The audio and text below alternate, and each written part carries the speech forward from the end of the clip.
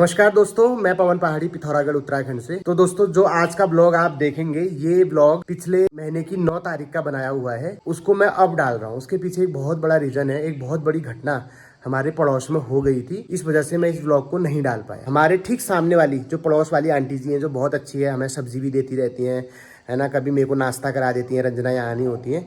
तो उनके नाती का बरपन था। मैंने उसकी हल्दी का ब्लॉग भी डाला था, आपने देखा होगा। लेकिन हल्दी के जस्ट बाद फिर मैंने ब्लॉग नहीं डाला। ग्रह जाग और ये बाल उतारने, यज्ञोपवीत संस्कार और बरपनते की जो पार्टी थी, उसका ब्लॉग मैंने नहीं डाला। तो आप लोगों की कमेंट आएगी खाली हल्दी हल्दी का ब्लॉग डाला, आगे के ब्लॉग कहाँ हैं। तो मैं किसी कारण से उसमें आप लोगों को ये नहीं बता पाया था, क्योंकि हर एक परिवार की एक प्राइवेसी होती है। ब्लॉग इसलिए नहीं डाला दोस्तों, जो हमारी आंटी जी हैं, ठीक है, हमारे पड़ोस वाली आंटी, सामने वाली आंटी, जिनके नाती का बरपन था, निमिष का।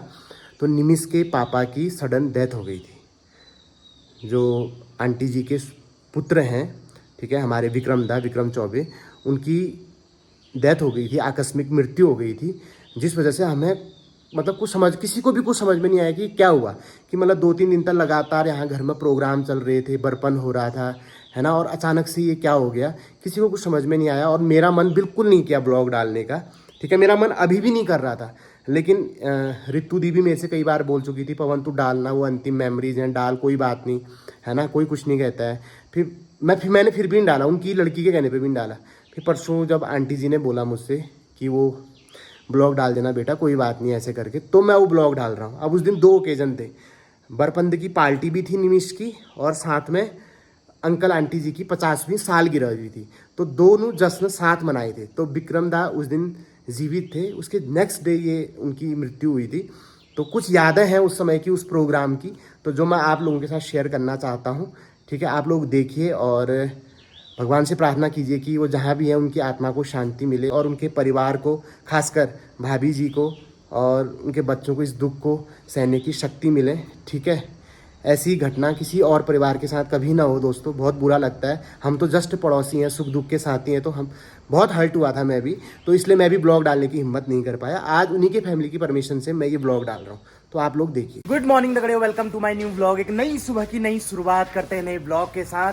तो दोस्तों, आज निमिष भाई के बाल उतारे जाएंगे और यज्ञोपवीत धारण किया जाएगा, और उसके बाद उसको भिक्षा मांगने के लिए भी भेजा जाएगा काशी। बाकी मेरी घरवाली है दगड़ी, उसको कोई मतलब नहीं है, वो भैंसों की तरह यहाँ पे सोई हुई है, ये आप देख सकते। बहुत साफ। क्या जानती हो तुम बरपन के बारे में, बताओ। बरपन धोने के बाद जनेऊ पहनते हैं, और बर्तन धोने के बाद संधि पूजा करते हैं रोज। बोले के सूर्य भगवान का ध्यान करो, रोज के ध्यानम समर्प्यामे नमः।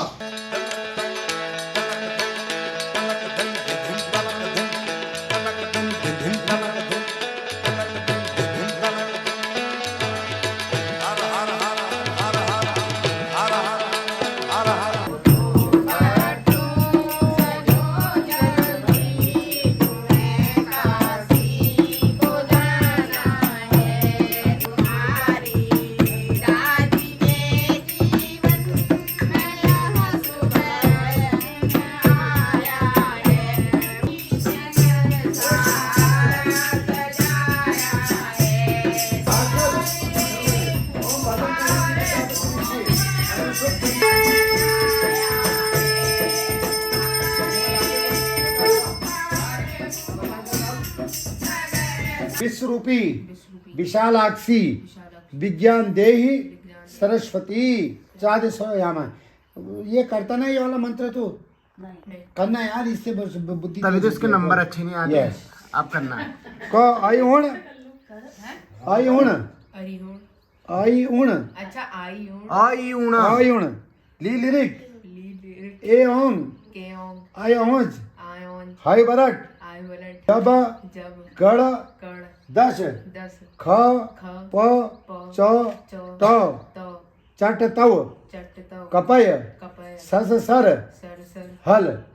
क्योंकि ये प्राणी के जो है ना 14 वो निकले इसमें सूत्र, तो इसलिए क्या नाम कहते हैं, जब उन्होंने डमरू बजाया था यही चीजें निकली थी। डंडा दे दो हाथ में। अब लखनऊ जाएगा पढ़ने में, ऐसा ये जो डंडा दे रखा है, पहले गाड़ी वगैरह नहीं चलती थी, गाड़ियां वगैरह नहीं चलती थी ना, तो ये रक्षा का प्रतीक है। हमेशा डंडा जब जाते हो इधर उधर तो ये शांत रहना चाहिए है? ये डंडा स्कूल के बैग के अंदर डाल तो सही, ये विद्यार्थी के हैं। ये वैसे बता रहे जब पुराने उसमें जाते हैं। पुराने और अब जो है सुनो, वो सुनते थे। ये मैं बैग में ये ऐसा नहीं सही बात है, ऐसा नहीं है, तुम्हें सुनना है। इसके बाद जो है अब उसके बाद विद्यार्थी को अब जो जैसे अब तुम्हारा जनेऊ वगैरह कर दिया, ये कोई धारण कर दिया, अब जो है विद्यार्थी को रोज जो है हवन करना पड़ता था। सुबह प्रातःकाल उठना, 4 ब्रह्म मुहूर्त में उठना और स्नान ध्यान करके उसके बाद जो है हवन किया जाता था। रोज हवन होने वाले हुआ पहले, ठीक है नहीं।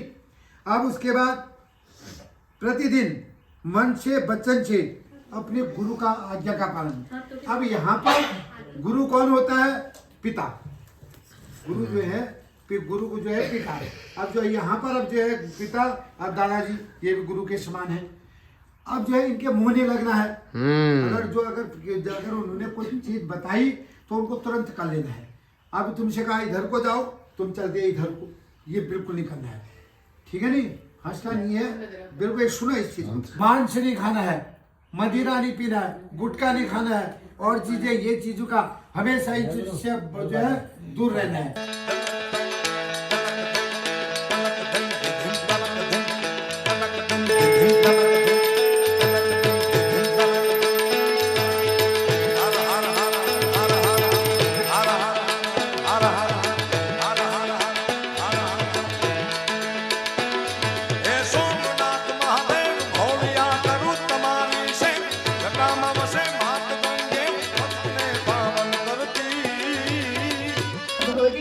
जय माता यम दीक्षा परम लब्धा।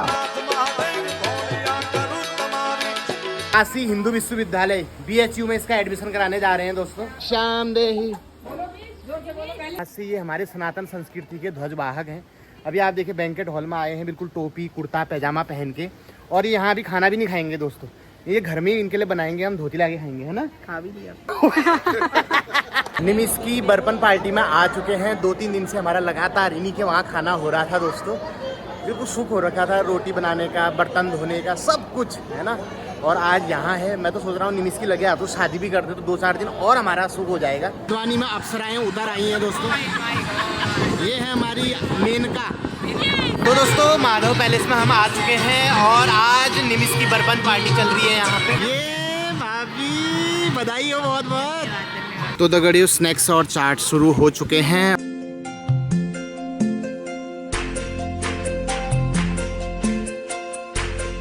या नई स्टाइल में गोलगप्पा वितरित करी जानी है दगड़ियों, तुम देख सकते हैं। यो गोलगप्पा छन, सिर्फ गोलगप्पा फोड़ना लीजिए आदिम लगा रखी उमें पाना हलना लीजिए, अलग से ऑटोमेटिक सिस्टम छू।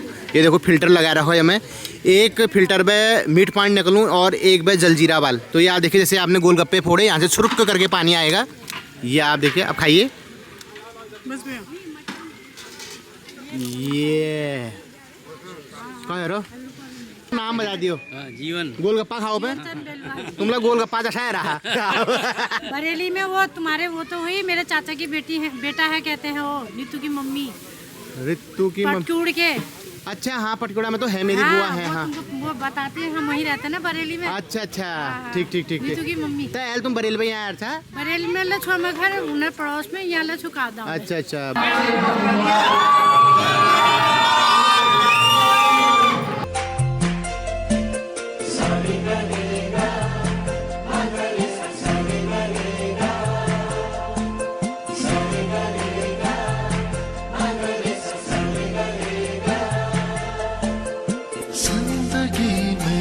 आज लम्हे खास आ गए, आते आते दोनों के दिल पास आ गए।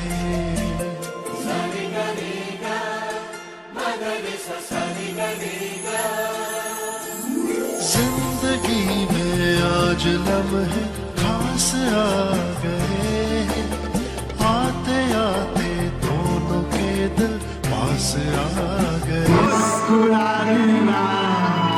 आज से मेरी सारी रतियां मेरी हो गई, आज से तेरा कल मेरा